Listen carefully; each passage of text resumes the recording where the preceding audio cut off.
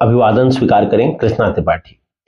हम स्टार्टिंग से बता रहे हैं आपको कि केमिस्ट्री में जो एटॉमिक नंबर है उसका बहुत ही इंपॉर्टेंट रोल है, और किसी भी एटम का जो इलेक्ट्रॉनिक कन्फिगुरेशन है उसका भी बहुत इंपॉर्टेंट रोल है।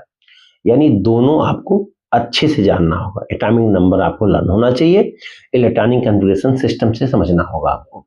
तो सबसे पहले इलेक्ट्रॉनिक कन्फ्यूजन समझने से पहले हम अबाउ रूल के बारे में बताते हैं। अबाउ एक जर्मन वर्ड है।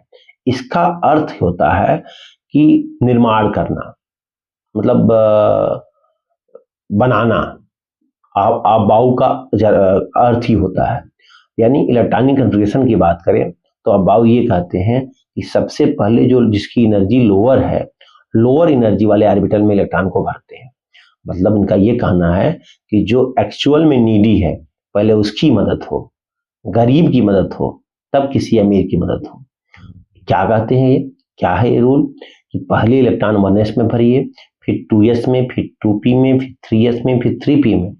इसके बाद आपको लगेगा कि 3d हम कहेंगे, लेकिन 3d नहीं, फिर इलेक्ट्रॉन 4s में भरिए, तब जाके 3d में भरिए, फिर 4p में, 5f में, 5s में। तो इसका रीजन क्या है? इसका रीजन है n प्लस एल की वैल्यू।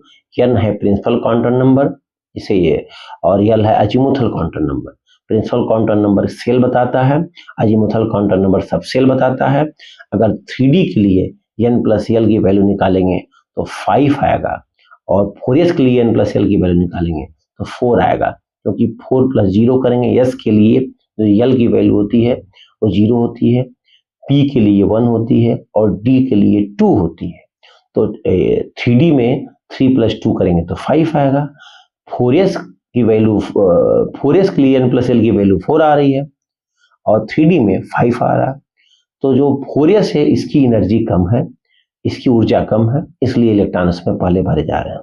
Thank you.